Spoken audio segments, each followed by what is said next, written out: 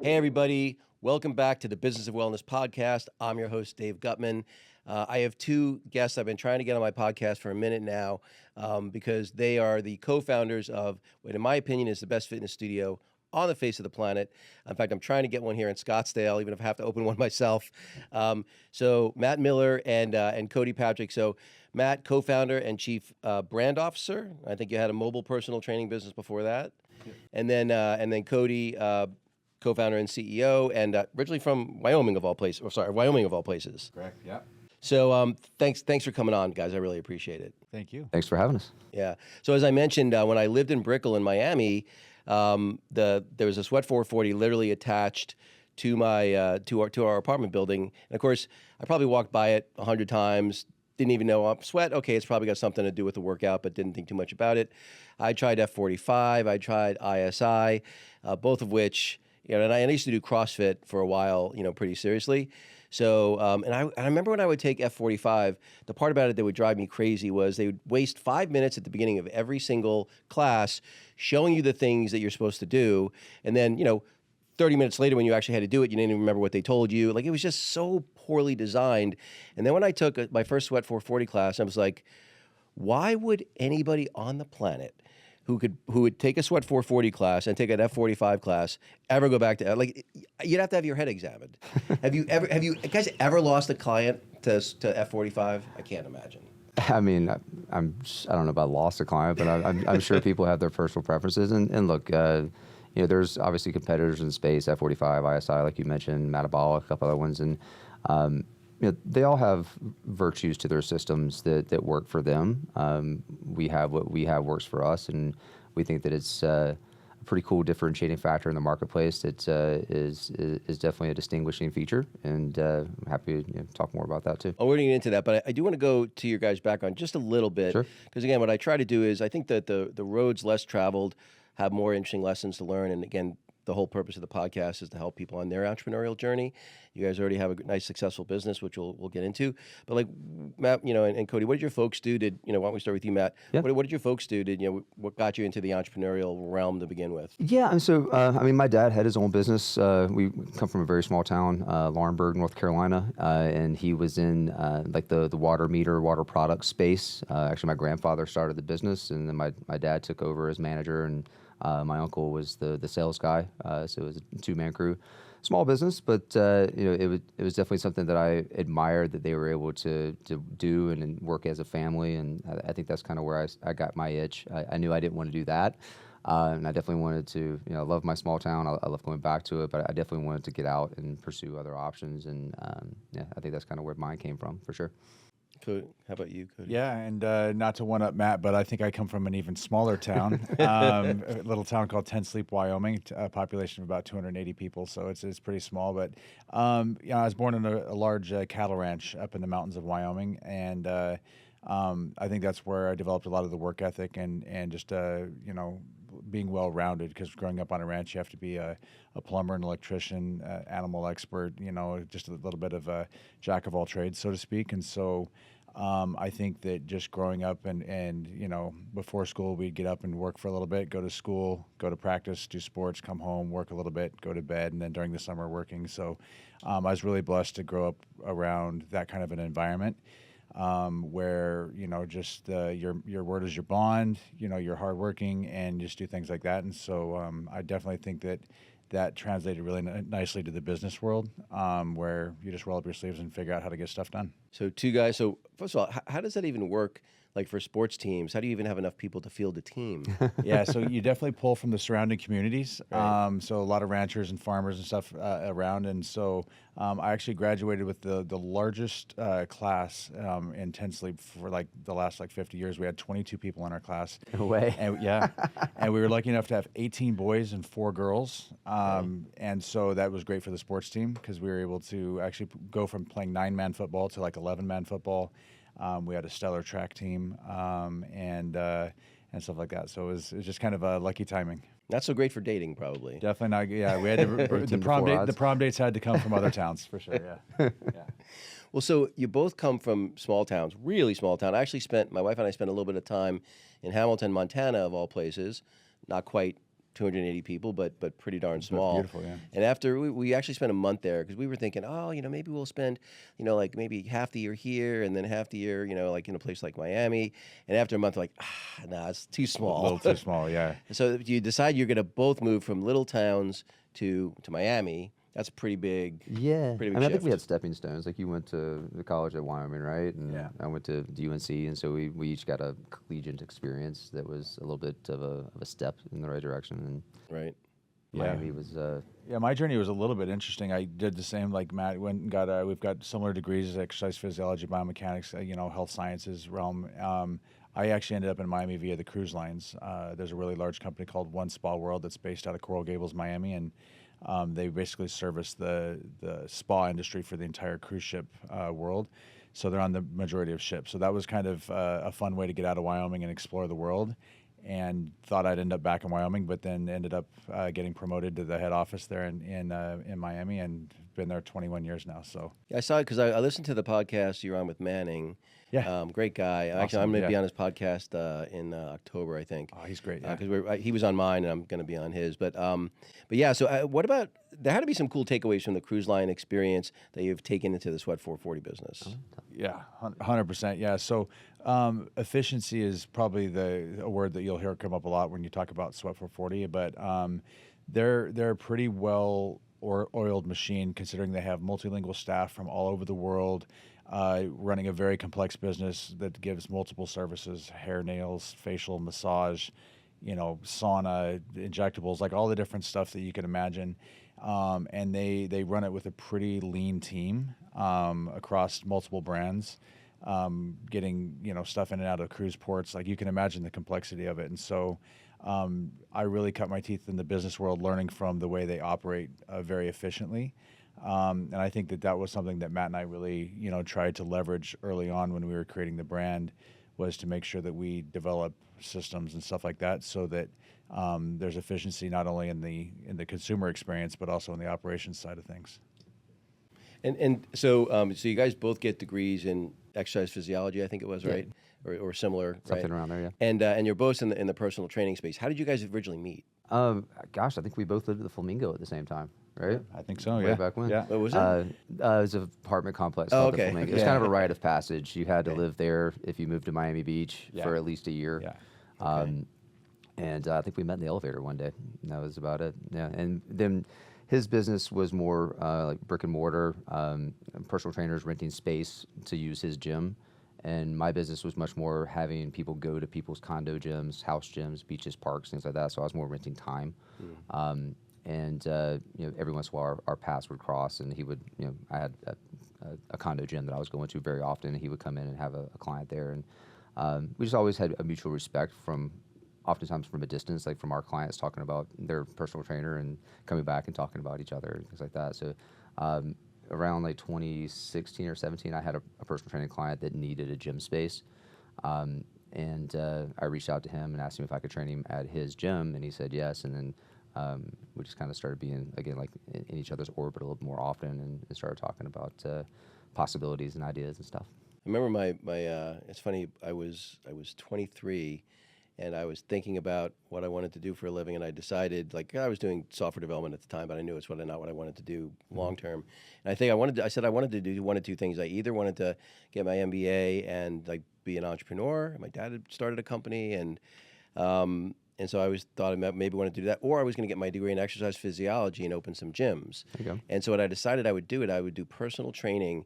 I decided I'm going to do personal training for like the next 12 months, just in like 3 hours a day, like, before work, after work, and at lunch, because there was a gym, in my building that I could get out of work easy and do a quick training session. And what I didn't like about it was something like 90% of my clients, I would argue, ultimately failed, right? Because no matter how well you train them, if they're eating ho-hos and ring dings and not working out on the days you're not training them. Sure. And I hated that success rate being so low. But obviously didn't realize, back then things were very different. I'm 59, that there was a path to entrepreneurship, that like you guys took through the exercise physiology path. Yeah. So you guys meet in the elevator, you both live at the Flamingo, you've got some mutual respect because you're in the same space and know a lot of the same things. Who comes up with the idea for the business to start?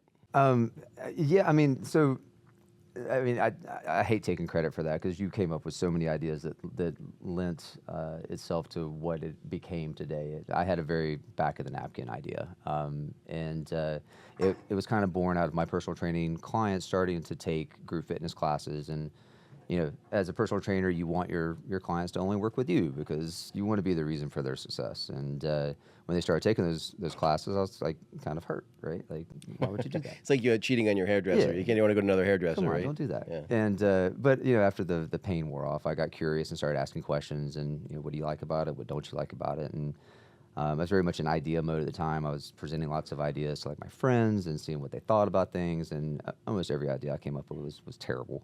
But this one, with the idea of trying to give somebody a more convenient, accessible path to attending a group fitness class, it was kind of the nuts and bolts of it. And the original name of the business was going to be Fit Assembly because it was an assembly line approach to fitness. And Okay. so I wrote a pretty terrible business model. It was actually funny. We had our first SWEAT440 like franchisee summit last March. And somehow I dug that up from an email that I had sent him from many moons ago. And I told him before the summit started. From I your was AOL account? yeah, basically, yeah. Right. I was like, how did you agree to do this? Because it was a terrible business plan. But anyway, I presented him with the idea after he and I started kind of communicating more often about things. And he loved it. And, a month later, he's like, hey, I have my loan. Do you have yours? And I was like, oh, no, we're actually doing this. Let's go. And before you know it, we're looking at spaces and we've got a lease in front of us. And it was kind of a whirlwind. Well, let me describe what it is to the audience because I just think it's the most clever thing. And again, I've tried, Barry's. I've tried all the CrossFit ones. I've tried, Flywheel, Soul Cycle, Core Power, you name it. And one of the things that's the most frustrating thing is, look, I'm a busy guy. Your calls always run long. Your meeting runs over, and sometimes there's not another class. There's only a class every hour, sometimes hour and a half. And if you miss it, one, your cancellation fee, you're getting charged for it. Then you can't even get in because the next one's booked. It's such a hassle. And as soon as I realized there's a class starting every 10 minutes, and I was just like, and you can cancel like up to like a couple minutes before, and like, oh, my call's running over. I'll go on the app, I'll cancel, pick one 20 minutes later. And the thing I loved about it was, even having been, an ex-Division I athlete, while when people ask me to describe it just because I'm trying to do like the elevator version, I say, well, it's like CrossFit for soccer moms. But, I'm a pretty decent athlete and I'm going there and I get a great workout. The reality is, I don't care if you're 150 pounds overweight or you're a fit athlete, you can get a great workout doing the exact same workout. It's amazing because you've got basically 4 pods, 3 exercises each, and you do 3 cycles of it. So it's 9 minutes, 1 minute break to get to the next pod, 4 pods, and you're done. So you're done in 40 minutes. Music's great. And you've got monitors that are demonstrating the exercise. So you don't need someone to show you how to do it. And then you got the coaches going around. If you want to modify the exercise, you can do that. I mean, where did all that come from? Because like it was just, again, like I've tried them all, and there's nothing that's even close to that. Well, I mean, the 10-minute thing was kind of like brought into the conversation originally, but Cody, I think you were the one that came up with the ideas with the TVs and how to make it more efficient than what we had originally thought of. Yeah, well, we originally, Matt's assembly line idea was a great convenience thing, but he and I started to realize we wanted a group component to it. So going one after the other was probably going to be too individual. So then we figured out a way to do it in groups, but we realized if we're going to have 4 stations, then you don't want to have 4 coaches teaching all the stations, right? That's not an efficient use of labor or anything else. And so I have a technology background from the cruise ship days. And so it was literally like, 4 or 5 weeks before we opened, I think we're like, oh, okay, we're going to add a technology component to it. So we went out, started developing it, and had a pretty rough version of it at the start, but to say the least. But fast forward now, we literally actually bought our technology developers and brought them in-house now. So we have a team of 5 tech people just in-house now because that's how dedicated we are to that side of the business. But yeah, we really are trying to leverage the monitors, the gamification, stuff like that to really engage people. But more so that allows our coaches, like you said, the opportunity to almost like blend personal training with group fitness because they're not busy like yelling into a microphone and demonstrating exercises. They can actually help you and modify and level it up, level it down, whatever they need to do. Yeah, I know I still don't know if I knew all. There's like there's different colors. Like your name is in a different color based on how many what your streak is, and then it's got a star next to it, and there's different colors if you did the.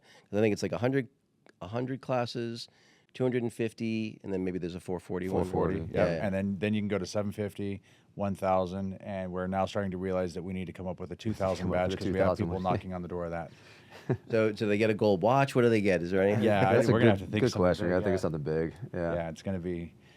We never, I think, dreamt that someone would do that many classes, and there's a lot of people that are knocking on the door of that now. It's not just one or two. I think there's at least probably 10 or more people that are knocking on the door of 2,000. So you basically took out like SBA loans or something to basically start the first one up, or just a personal loan, yeah. So, okay. Yeah. And so how much startup capital did you need to get the first one off the ground? We each took 100 in, and then I think we ended up coming another like 10 or 15 out of pocket each. So we were about 220 or so. Yeah. Okay. Very, very low cost. We definitely bootstrapped it. We had a good relationship with the landlord. My personal training studio was actually in the same building. And so we were fortunate to negotiate a good TI deal to do the space so that the actual build out wasn't crazy. We went pretty bare bones on the equipment package and borrowed a little bit, I think, from the studio and stuff like that to get it off the ground. So we were able to get up and running for a nice low cost.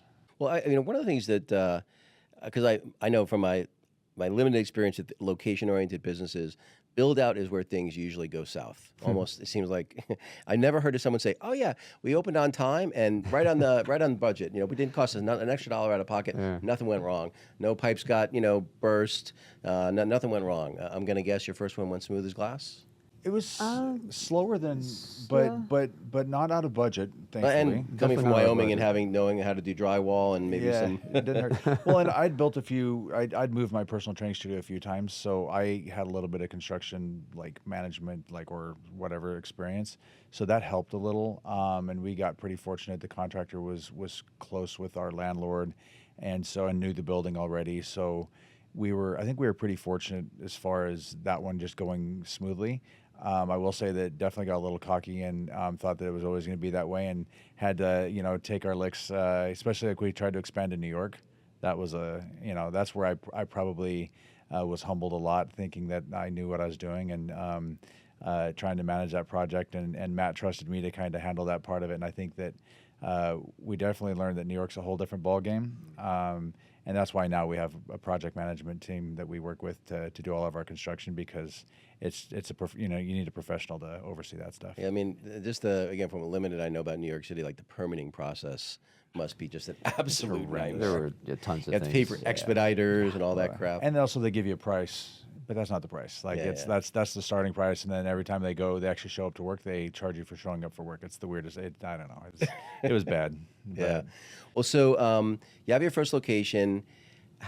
Do you get the profitability? Because it's just one location. You guys are managing it, so you're on staff. Plus, you've got tons of connections. You've been in Miami for a bit.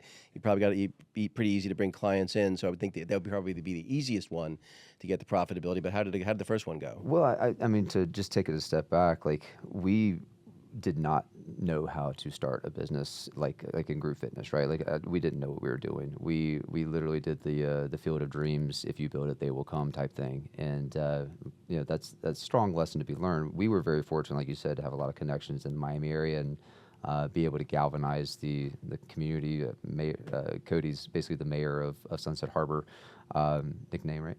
And so they. I can't express how much gratitude we have for that neighborhood and how much they rallied around us to get our business up and going. So we were very fortunate in that regard, and we did reach profitability rather quickly. And that particular studio really took off like a rocket ship in the first 3 months. Wow. Yeah. You profitable in the first 3 months? Yeah. Yeah, that's fantastic. That doesn't happen very Well, keep in often. mind our labor was very low because he and I were in the studio nonstop, right? So, but yeah, in general, it was. Well, and we made the mistake of not even doing pre-sales or anything else. And actually, for even the first week, we're we didn't even think about selling memberships. We were just getting people to drop in. And then after about a week, we're like, oh crap, we forgot that this is actually a business, and we need to start locking these people in. And then I want to say it was maybe 2 or 3 weeks after we opened, you couldn't even get into class on a Saturday morning. There was literally a waiting list for an hour. And then we were afraid that we had overshot our landing. We're like, oh no, these people are all going to leave because they can't get in. But it was like that popular busy restaurant kind of vibe. And Miami's very much like that anyway. Sure And so it is. was really cool. Put a velvet roof out front. Yeah. And so it was, surprising to us. But yeah, to Matt's point, we didn't know what we were doing, and we just we got very fortunate.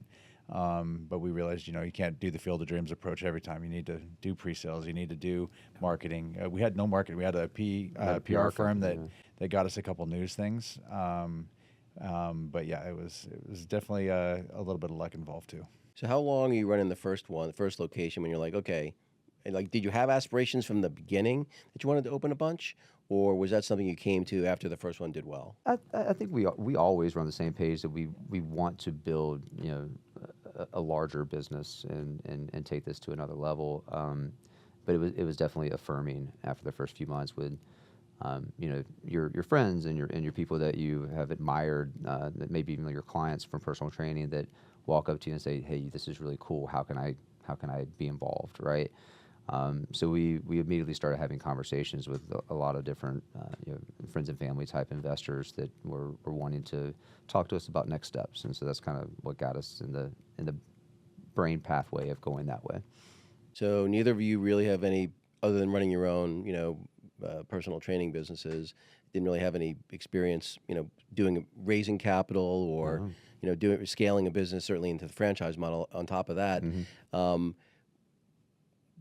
Do you think it was just that the that the naivete saved you, that not knowing what you were getting into maybe actually made you do something maybe you wouldn't have even tried otherwise? Yeah, I mean, I think there's a certain amount of flying the plane, building the plane while you're flying it, right. And yeah, we definitely did have a good amount of naivete going into it, and have learned throughout the last 5 years a lot of things about scaling and fundraising and all that stuff. And yeah, it's been an interesting ride, to say the least.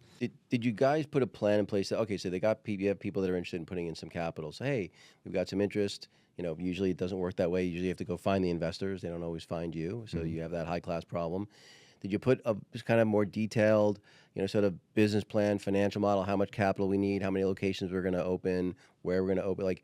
At what point did you guys get to that level of sophistication, or was it just like, hey, let's just worry about location number 2, raise the capital for that, and how were the next 2 or 3 years? Yeah. So I mean, it was a little bit of a we did a creative approach for the next round of studios, and so we actually brought in some friends and family did a small investment with us at the beginning.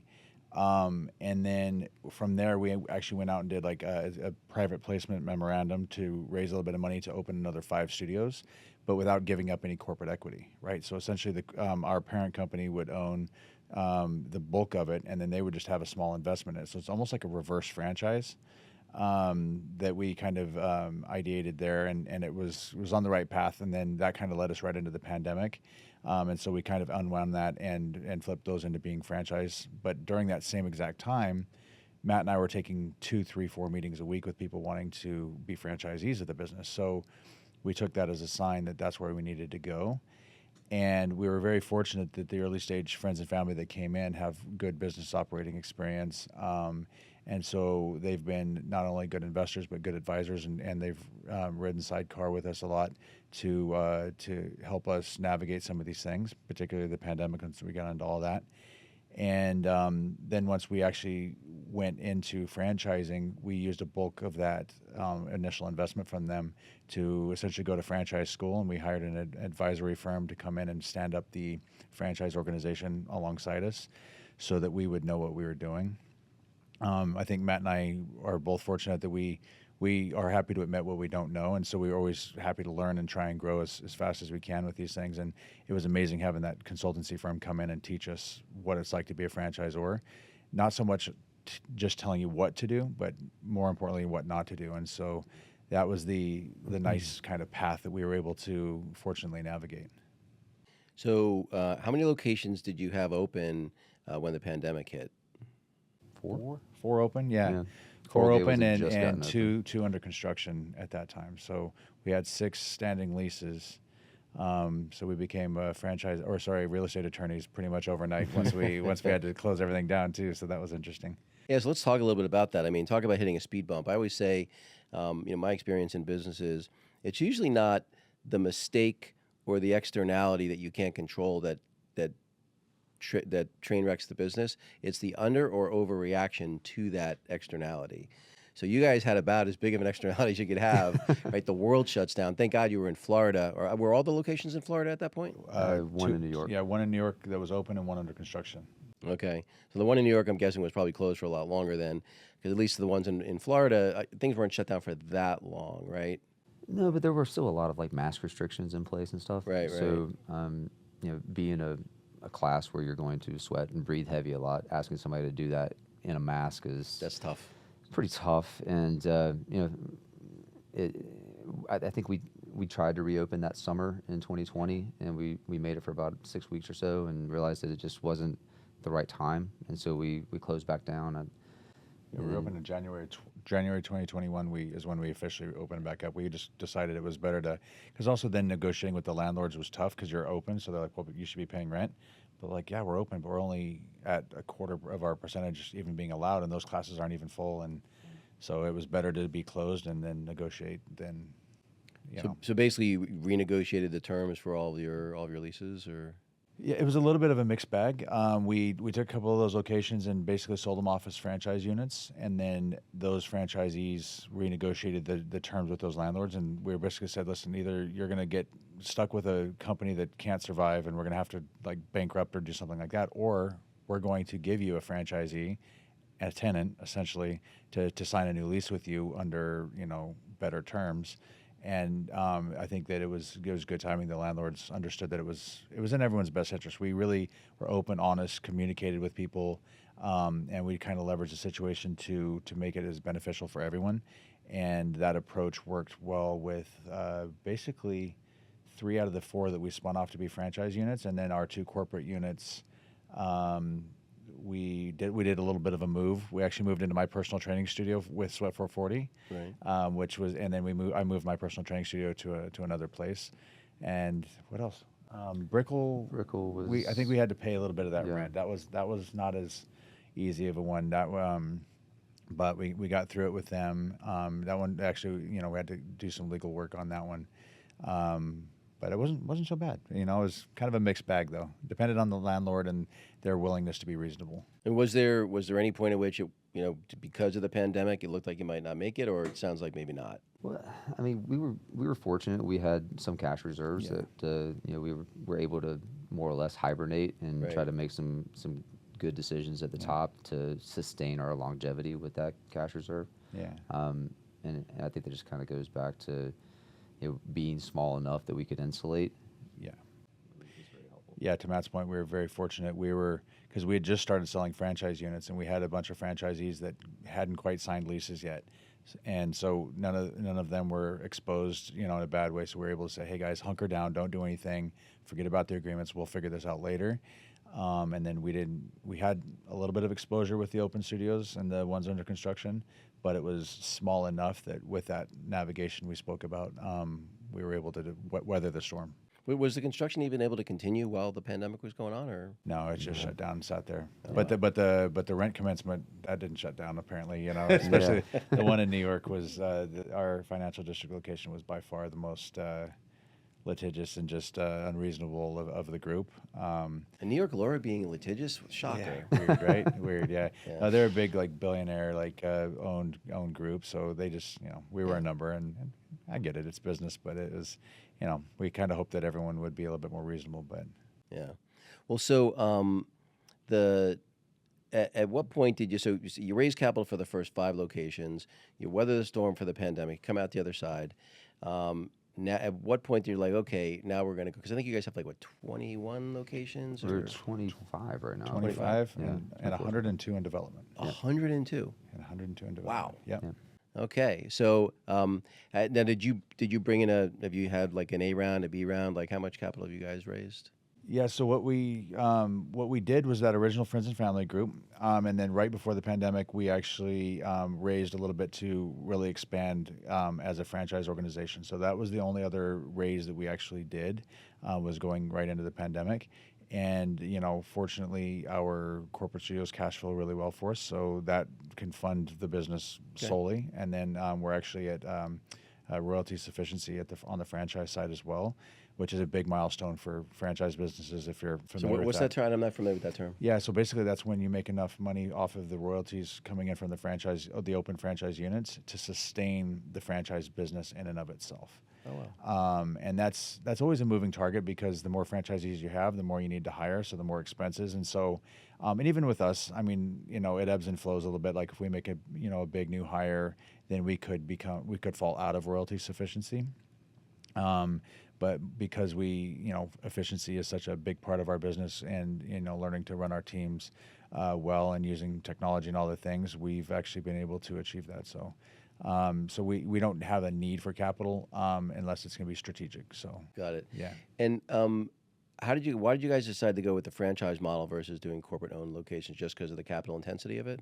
Yeah, Basically. and more. I think Matt and I would say that the stars kind of aligned that way. Like the conversations we were having, so many people wanted to be a part of it, and looking at the ability to expand quickly and change more lives. And Matt and I both have the same goal of changing as many lives as possible. And obviously we want to make money; it's business, but we want to do it by changing the world a little bit. And if we're going to grow just the two of us, and raising money, that's going to take a long time. And you're going to have to dilute a lot along the way too. So it's just a different approach. Yeah. So what's the do you guys have a 5-year plan now? Like, so you've got 100 and something locations in development. I mean, at what point do you feel like it's saturated for you? Or would you expand outside the U.S.? Well, I think there's a big market in the U.S. that we haven't gotten to yet, so I don't think saturation is even on the horizon. Like, how many locations does like an F45 have? They have a lot. At one point, they were at 1,800 worldwide. I'm not sure about the U.S. Wow, I didn't number. realize there was that many. Okay. And Orange Theory is about 1,400, with 1,200 of them being in the United States. Okay. Yeah. So you guys got a long road. Yeah, a long way to go. Yeah. So, but yeah, we actually did just undergo EOS operating systems with our corporate team, and so. Yep. I love that. I think the EOS is awesome. Yeah, it's great. It was great. It's awesome to get everyone focused on the same target and speaking the same language, and so that was good. And yeah, what did we end up saying our 5-year goal was? It was 500 locations. 500 locations sold. Yeah. Okay. Yeah. So we're, I think our 10-year was 500 open. So was that what it was? I can't remember exactly what it is now, but yeah, I want to say is our 10-year goal is to have 500 open. And I think another 500 sold. Yeah. So. Well, so let's talk a little bit about partnership, because you guys are both look like alpha guys, ex-athletes, ex-personal trainers. You guys seem to get along really well, and you also had some storms to weather together. I always say that when you want to know any relationship, romantic relationship, friendship, business relationship, you only really know what someone's like when things go really, really well, and when things go really, really badly. Because when they go well, they kind of maybe get full of themselves, take credit for everything. When things go badly, it's everybody else's fault. You guys have had some things go well and some things go badly. Maybe talk about the partnership, and because you guys didn't know each other well when you went into business together, right? Not too well. I mean, we knew each other from just being in passing in Miami, but it's not like college roommates that decided not to like college roommates. Yeah. I think that's probably better, right? Like, I think when you're too close to someone, if someone's not doing what they're supposed to do, or not pulling their weight, or makes a decision that you don't agree with, it's probably harder to have that conversation. And with he and I mean, I think we very much share a similar vision. There's probably some things that have come up that we didn't agree on necessarily, but we've always had a foundation of mutual respect that we can go back to and then have a conversation about it. I think communication's always, like in any relationship, whether it be business, romantic, anything else, is going to be the foundation of getting along or working through the trouble sometimes. And there's definitely been times where Matt and I have different ways of looking at things, and I think that we're both flexible enough too. Like if Matt's really passionate about something, like I'll give in on it, and I think he's the same with me. And but the best part is we just sit down and we chat about things, and we also kind of, I think, have naturally found our lanes in which I kind of take the responsibility over here, and he takes responsibility over here, and then we definitely cross over. But then if it's more in his realm and he's like got a real strong opinion about it, I'm like, cool, go for it, and vice versa. So I think that's the the crux of why we are doing so well. Well, how did you guys decide? How did you guys sort of bifurcate things and be like, okay, these are the things that are going to be your, wheelhouse and responsibility, and here are mine? It just kind of happened naturally. I think it kind of. I mean, obviously, whenever you start a business, you both just do everything, right? Yeah. And I think we naturally gravitated towards what we've gotten into. I do remember a distinct meeting when we were doing franchise school with MSA, and they're like assigning roles and responsibilities was part of it, and everyone in the group was like, "All right, Cody's the CEO," and I was like, "All right, Cody's the CEO. Here we go."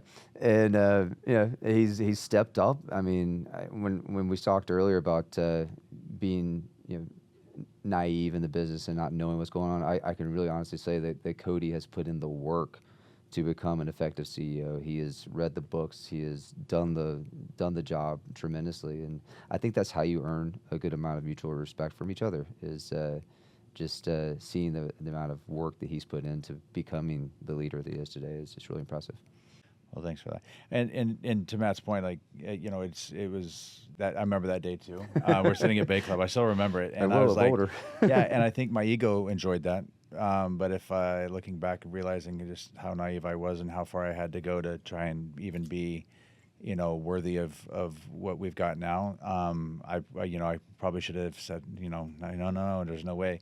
But and thanks for the compliment. And to Matt's point is like, he's also done the work in his realm, and he's got the more creative mind and stuff like that, and he's got the patience to handle a lot of the things that I don't. And so I think he's also been a really great balancing force for me, whether it be dealing with personnel or concepts or ideals or external forces that have come in, and so he's given me the space to be able to step up and try and lead and do the things I needed to do.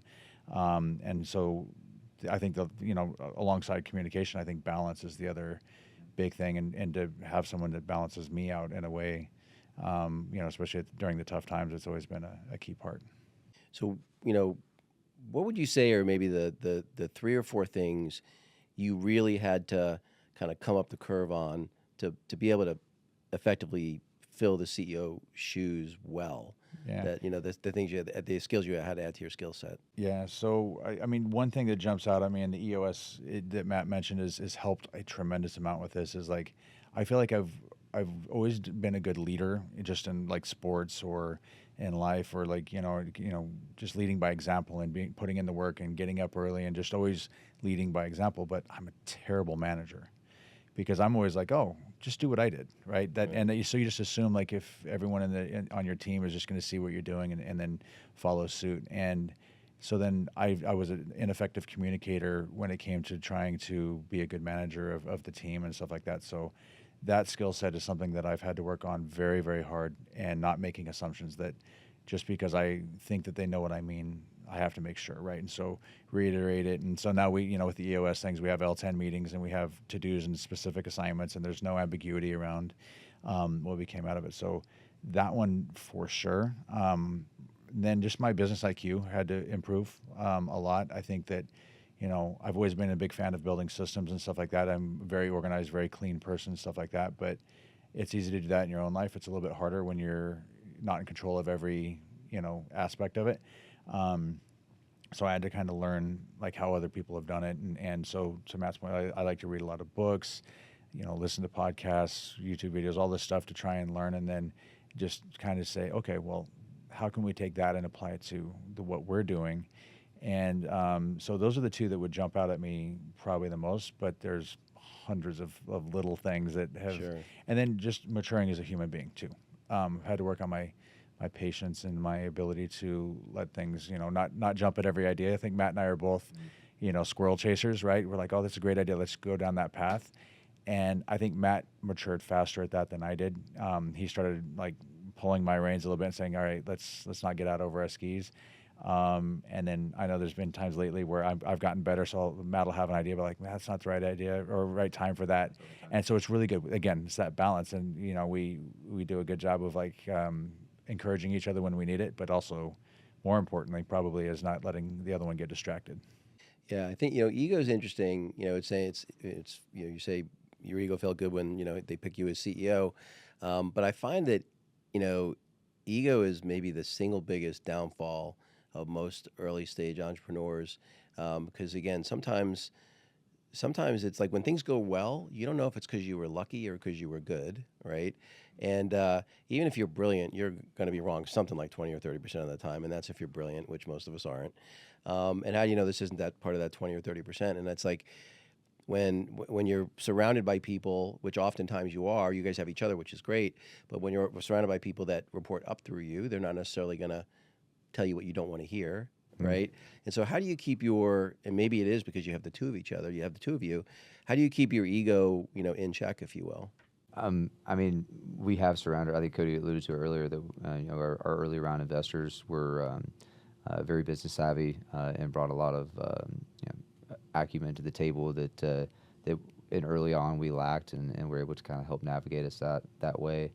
And so we're not just two co-founders like willy-nilly like making decisions. Like we have a board that we report to, and everything that is decided on is very much discussed and communicated and given a lot of thought before we come to a conclusion of what we're going to do. So it really does behoove you to leave your ego at the door because at the end of the day we want what's best for the brand and we want what's best for our franchisees and all the stakeholders at hand.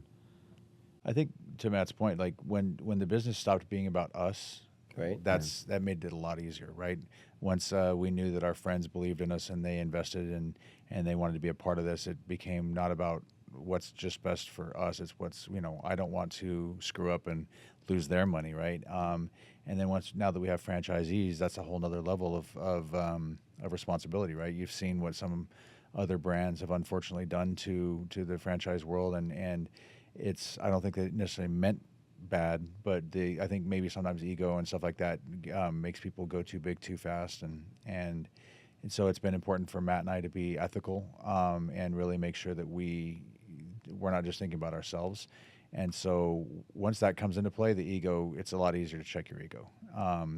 Whereas I think to your early question, if it was just Matt and I growing this brand and we're the sole owners and we're expanding, that natural check and balance may not have come into play. So I think that helps a little bit for us as well.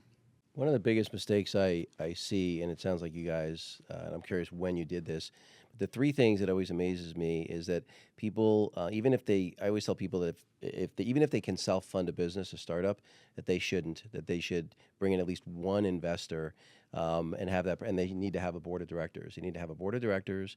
They need to have at least one person that has money in besides them so that they feel a responsibility to something other than themselves, because I think it helps you think things through in a more complete way.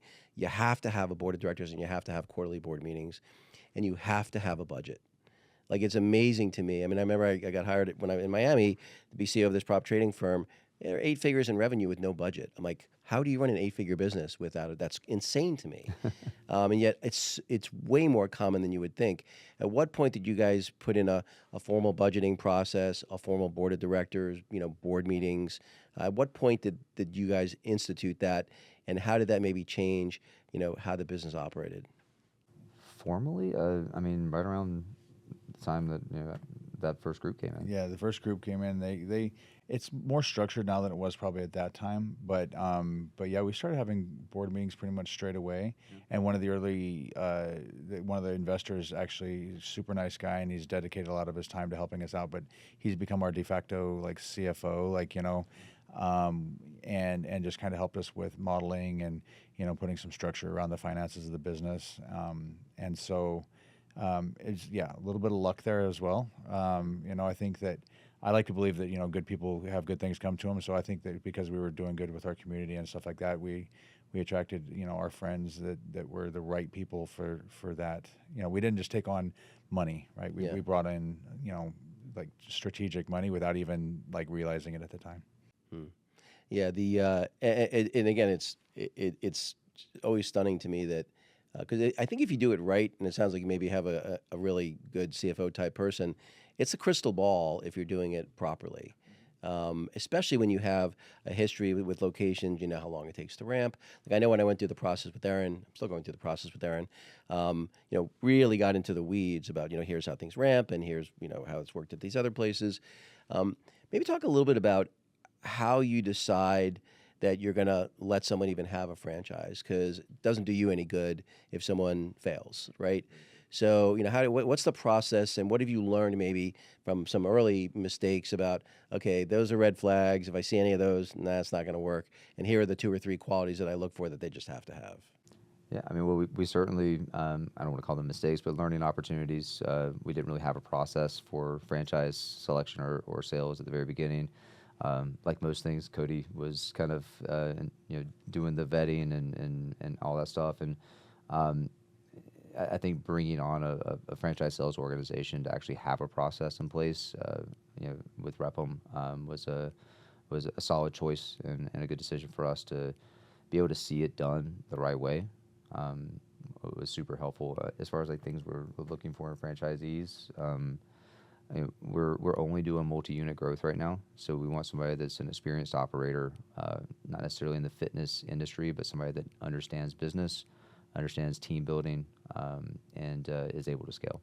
Yeah, and to that, the mistakes that we made is also letting people that weren't able to be active in the business themselves. You don't necessarily need to work 40 hours a week in the studio, but you definitely need to be at least local and be able to manage your teams properly. And I think some of the earlier mistakes that we made, it was kind of an inadvertent mistake, but like we had one group that had 3 investors. One was local and the other 2 were not. During the pandemic, that one investor got bought out, and so they ended up having 2 remote operators. And it's just really, really hard to manage a team of people and run a business. Like Matt and I built the first studio off of our local community and all the people that we know. And then everyone that worked for us saw us every single day. So they weren't, stepping outside of their responsibilities and doing things. And so I think that selecting a franchisee that is able to be there, roll up their sleeves and be there day to day until the business hits, a certain sustainability is one of the most, important lessons that we learned, that, we don't want to have people that are truly remote and just like thinking they can just throw money at something and it's going to magically, Right. grow. It's definitely requires a little bit of personal touch. And so if I heard you right, then you're only looking at franchisees that are going to want to open a minimum of what, 2, 3, 4 locations? 2 is our minimum right now. 2's minimum. Okay. Yeah, there's economies of scale for the franchisee. It's better. They can start to share coaches and and they it's a better business model for them. But also, if you're on the franchise, if you're a franchisee yourself, you would probably rather us have 100 locations with 50, 40, 30 franchisees, not 100 franchisees, because then our time and attention and ability to support and train and do all the things gets spread really, really thin. So it's kind of a win-win for both sides. Right. How did you guys pick the equipment itself too? Like the one thing I loved about the workouts was they were similar enough that I wasn't having to relearn every time I did a workout. Because I was going, my wife and I would go 6 days a week most weeks, even if we weren't traveling. But it would be different enough that if I'm going that often, I'm not bored to tears. And so, and how often do the workouts? I mean, it seems like they change. I mean, maybe I feel like I did the same workout twice in a month, maybe if I was doing 6 days a week, but I'm not even sure. Yeah, I mean, I can talk a little bit about that. So when we were picking equipment, we definitely wanted it to be versatile. We wanted it to be effective, and we wanted it to be fun. That whenever you go to a gym, you should be able to get the effective workout that you're looking for, but not get bored with doing the same thing repetitively over and over again. And so what I think in our format, there is a good amount of structure that goes into it. Obviously, you're doing the 4 stations, the 3 exercises each, and so there's the ability to touch an exercise 3 times before you move on to the next thing. And from a versatility standpoint, we want the equipment to be able to honor that. Now, are you still doing a squat? Are you still doing a hinge? Are you still doing a lunge? Yes, but you're holding something that's different. You're being able to load in a different way that requires more balance and stability from one side or the other. So it's unique in the equipment package. Workouts, right now I'm in charge of the fitness programming, so we do everything based on a 13-week mesocycle, so 4 mesocycles in one big year-long macro cycle. And we highlight different points of emphasis. One thing we introduced this past year is to keep a couple exercises consistent on each day for those 3-week microcycles, so that there can be some progressive overload and some CNS adaptation, so that people can get better at doing a particular movement, try to increase their weight or increase the number of reps that they're doing that, so they can improve, while also providing enough variety and the other 9 to 10 exercises, so that they can have that extra stimulation every time they come in. So basically, every 13 weeks, the exercise package. Well, no, the workouts change on a daily basis, right? So based on a weekly structure, there's Mondays and Thursdays will be our lower body days. Tuesdays and Fridays will be our upper body days. Wednesday's a nice little core and conditioning class in the middle, and then our weekends are total body everything. So on a week-to-week basis, those workouts will change, but we'll keep 1 or 2 exercises, maybe 3 exercises, consistent over a course of a 3-week span, so that people can improve on them. Are you using AI to figure out any of that? Like to figure out the optimal one? Or just... Right now, I am the artificial AI? intelligence. Yes. He's being humble. He's like one of the more He's like, imagine having the best personal trainer, like always being your instructor in a group fitness format. That's kind of what he's doing for us, and really, most of our customers don't necessarily understand or even care how much science is going into it. They just want to get a good workout in. But whether they like it or not, they're actually getting Matt's expertise all the time baked into a very well thought out workout. But then he also does an amazing job of keeping it constantly changing. So like you said, there's some core exercises, but everything around it is constantly being changed, so you don't feel like you're doing the same thing all the time. Yeah, I mean, not to make it an infomercial for you guys, but honestly, but the fact that literally it's like I feel like I've got balance, flexibility, mobility, cardio, and resistance all in one workout, and it's only 40 minutes. Like, again, I'm coming up on 60 now, and it's like those things really start to matter. Mobility and flexibility balance are things that most people don't integrate into their workouts. Well, that's one of the cool things about doing functional resistance training, and that's a word that's kind of thrown around a lot, but it truly is functional resistance training when you're dealing with closed chain exercises with free weights, right? And so same thing. Like I'm 45, and I do a lot of hypertrophy based lifting as well. In addition to the SWEAT440 classes, I love the SWEAT440 classes because they help to open up my hips a little bit. They don't hurt my back when I'm lifting heavier. It's a way to kind of, for me, to well round out my programming, and they're just fun, and it's nice to turn off your brain and not think about reps and what's the next exercise and who's on that piece of machine over there that I can't get to that's supposed to be next to my program. So for me, it's just a fun way to kind of like turn off and then get a great strength workout and a great cardiovascular workout at the same time. Have you ever had a personal trainer? Yeah, I mean, I've been a personal trainer. I've had personal trainers. My wife was a personal trainer, and both of us are just like, this is the best. Again, it's like it's the best workout I've ever done. Yeah. Well, it's like that. I always say, having a personal trainer, they'll make you do the stuff that you would never make yourself do. So that's to Matt's point. Like, I love taking the class because he's essentially making me do stuff that if I go to the gym on my own, I'm not going to do a lot of that stuff, but I need it. So yeah.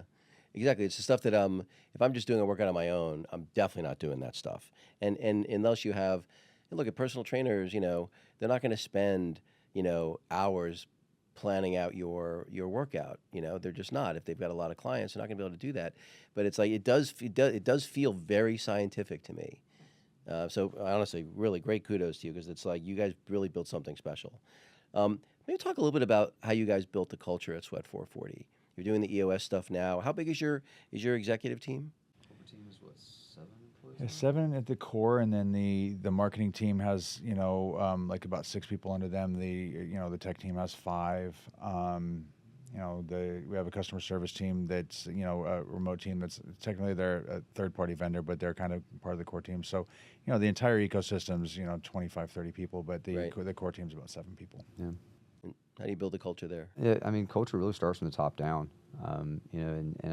We went through the EOS system. We have our mission statements and our core values and all that stuff that we try to integrate into every communication, every decision that we move forward with.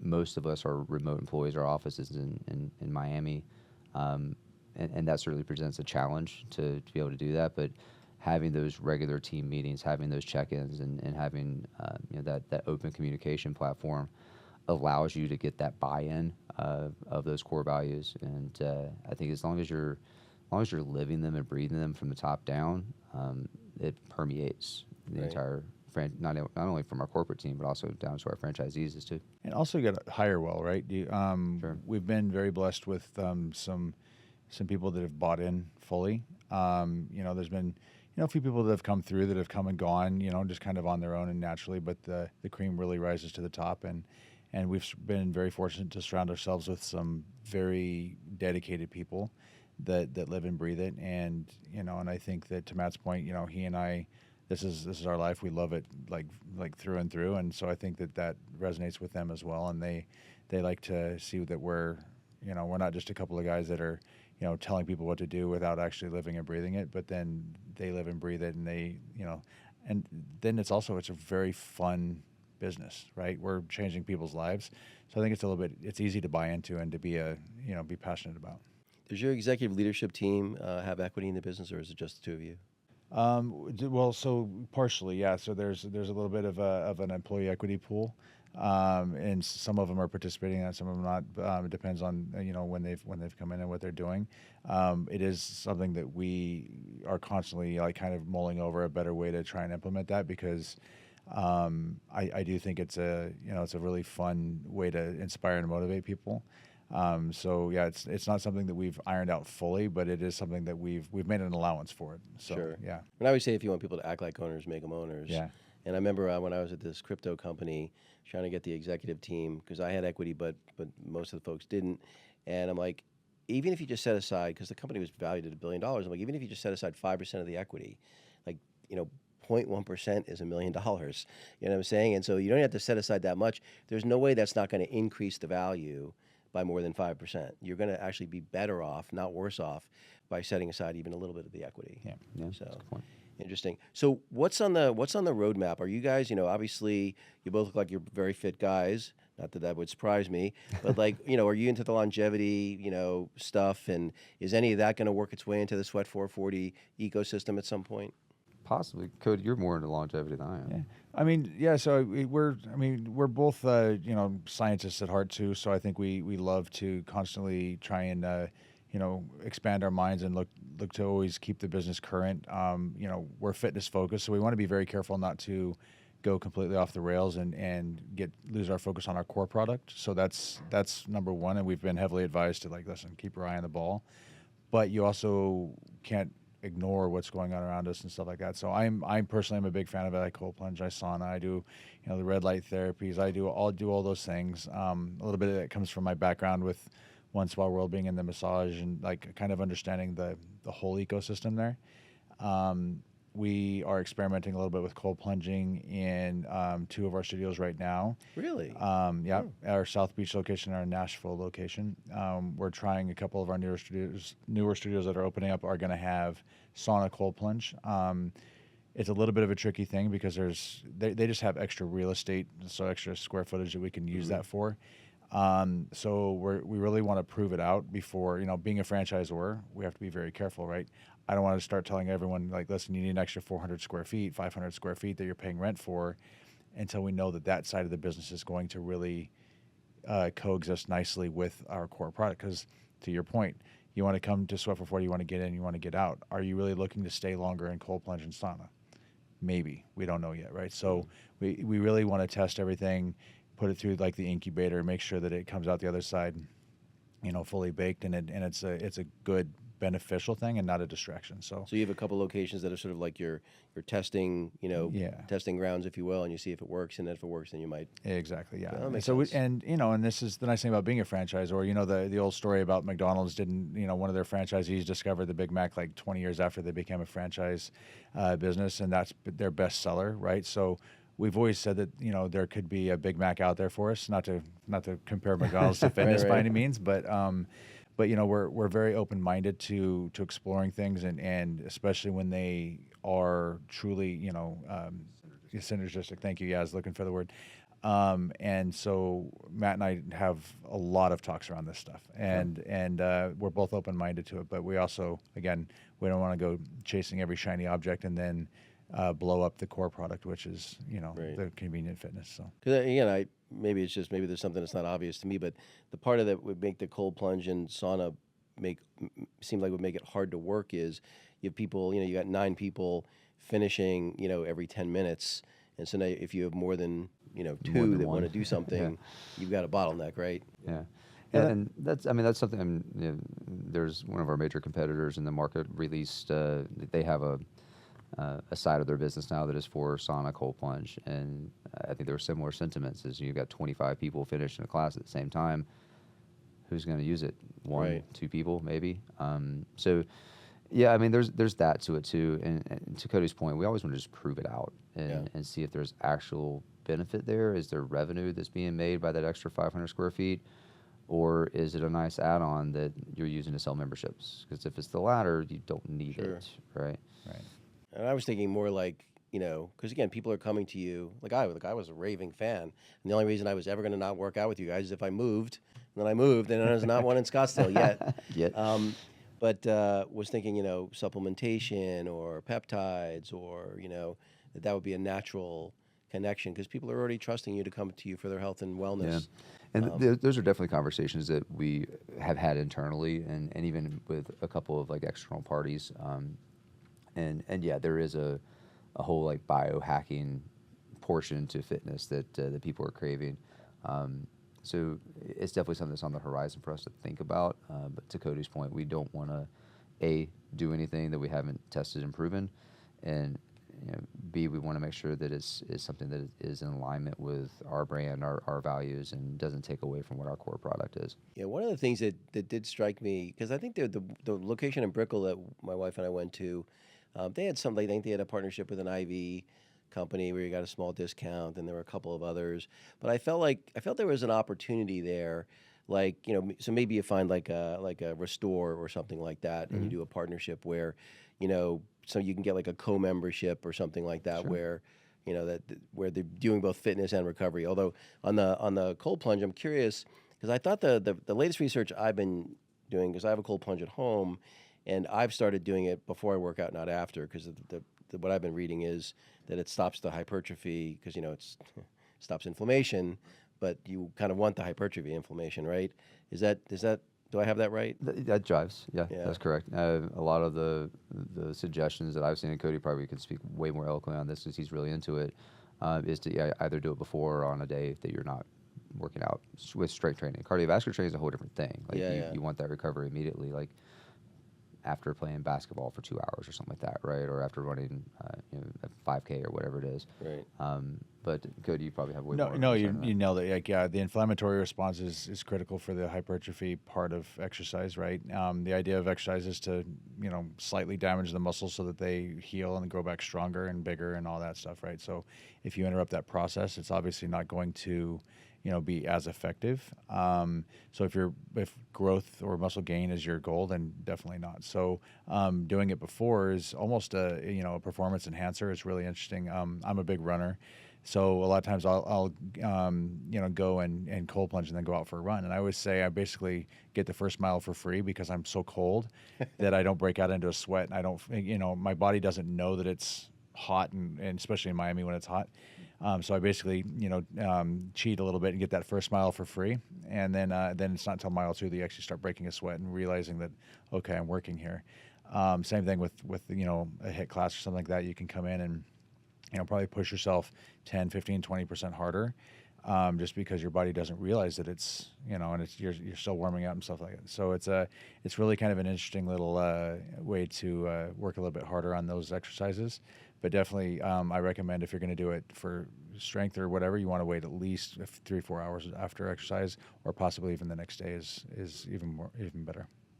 And so if you guys could go back in a time machine, because again, you guys started off maybe a little naive, what would be the 2 or 3 things, advice you'd give the 5-year-old version of you? Oh gosh, I mean, so much. Top 2 or 3. Have a pre-sale model in place to be able to open a business strong, and not just build it and hope that people show up. We did that for the first several actually, and they worked out fine. I mean, they're very successful studios, but Yeah, I think that that's not a way to go about trying to do this from a franchisor relationship level. From my side of things, I think location and people are the two most important things in this business. And um, going back on 5 years ago for me or 6 years ago to me, it would be uh, more centered around knowing site selection and hiring the right people. Yeah, no, I'll echo Matt's sentiment. I think that hiring the right people is, we worked very hard to make sure that the instructors were not the focal point of a workout. A lot of brands, are made or broken by a really good instructor. Yeah, big mistake. And and that's something that Matt and I wanted to be very cognizant of. But that doesn't devalue the relationship that you'll form with the people at the front desk or even the coaches on the floor. While they may be able to come and go and maybe not have 100 members walk out the door because we lost a coach, it still is a key part of your experience, right? If you go in there and you have someone that's just kind of leaning on the wall or just standing there with their hands behind their back, you're going to have an okay experience, right? But if you have someone that's clapping and getting down there with you and doing a few burpees or push-ups alongside you and pushing you to do that extra 10% on the last round, that's a whole different experience, right? And so I think that for us, the way we've trained and supported our teams and stuff like that is a big focal point for us, and making sure that the product remains consistent and that the energy is there and your experience is good everywhere you go. And so I think from that perspective, Matt hit it on the head. We need to hire well. Don't be afraid to move people out that are dragging the whole team down, right? Yeah. Because it's not the worst thing you can do to a good employee is keep a bad employee around. And so I think that's a key thing for us as well, is just really making sure that energy and that our core values are being represented by everyone. So I agree with Matt. I think people is, as much as we try to make it not something that we're dependent on, inevitably you are. Yeah, I definitely made the mistake of hiring purely based on talent sometimes, and man, attitude and some humility are, and I guess curiosity, for lack of a better way of saying it, kind of that more growth mindset. I've really tend to focus on that more recently, and man, you can teach people stuff, especially if they have that curiosity and they have a growth mindset. You can teach them almost anything. Absolutely. So is there any AI that's going to be finding its way into what you guys do at all? Soon, Yeah. soon. So, I mean, we've already started using it for multiple things.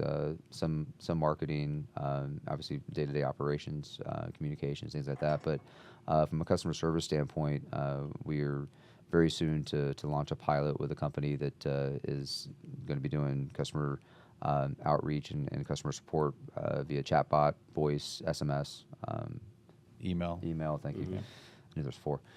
So yeah, that's very much on the horizon within the next month or so. And we've already built an internal AI support bot that Matt aptly named Lois because he watched the most recent Superman movie. Okay. But it's our internal support thing. So rather than franchisees, managers, employees, anyone being dependent on someone to answer questions, they can go directly to that, and it's constantly learning. So anytime the answer is not there and they come to us, we just then train it. Nice. So it's become a very quick resource for people to use. And then to Matt's point, yeah, we're about ready to go live with the whole customer service side of things, which is it actually just this last week we started training the knowledge base on it, and it's I was playing with it yesterday, and we were texting back and forth. I'm like, I'm pretty excited about it. Yeah. And is there a plan to, do you have any desire to go public or just grow, privately? Sounds like you've got a pretty aggressive 10-year plan. Or, you know what? Hey, we'll figure that out later. I don't think we've given much thought to it. Yeah, I mean, we talk about it a little bit. I mean, going public has not gone so well for a lot of other fitness brands, so I think that's something that we would have to be very, very cognizant of for sure. Our goal is just really, again, to serve as many people, and we want to grow the company. And I always say, if when the day comes that I'm not the right person to get us where we deserve to go, then I'm happy to step aside and do something different. And I think Matt is, feels the same way. And so, but for now, I think we're having good success and really enjoying it. And, just can't imagine that, we've got 12 or 13,000 members, and we used to be lucky enough to train 7 or 8 people a day. So So it's with that vision in mind, and we're just now scratching the surface. We're a couple years from now, we'll be 3-4 times the size we are now, and so imagine having 50, 100,000 members. That's exciting. That's pretty exciting. Is there anything that keeps you up at night? Is there anything that worries you? Like, man, there's that thing on the horizon. Hopefully there won't be a COVID-20. But other than something like that, is there anything that keeps you up at night? Or it sounds like you've got things moving nicely. Yeah, I mean, I think that we're both so conscientious, and Cody mentioned this earlier about be responsible to our franchisees and to the our small investor group. I think the only thing that keeps me up at night is fear of failure, but I think that's also what drives you. Sure. Yeah, same. Just don't want to let everyone down. Just really want to take the gift that we've been given and try and do right by it. So. Yeah. Well, Matt and Cody, I really appreciate you guys taking the time to do this. I said I'm one of your biggest fans. Where can people find you? Shamelessly plug yourself, because the more SWEAT440 locations there are, the happier I'm going to be. Yeah. So we're in 7 states currently. We'll be in 11 states by next year. So we're in New York, New Jersey, Alabama, North Carolina, Tennessee. Really big in Florida. We're in Texas. We're coming soon to Atlanta. We're Dallas, Utah, California, Arizona. Hey. I'm telling you. Hey. So we're really starting to spread our wings a little bit and get out there. Yeah, and you can go to sweat440.com. If you're interested in franchising, click the franchise button in the hero and fill out a small application. Yeah. Guys, really appreciate you making the time. No, thank you. It's been Love a to have pleasure. you.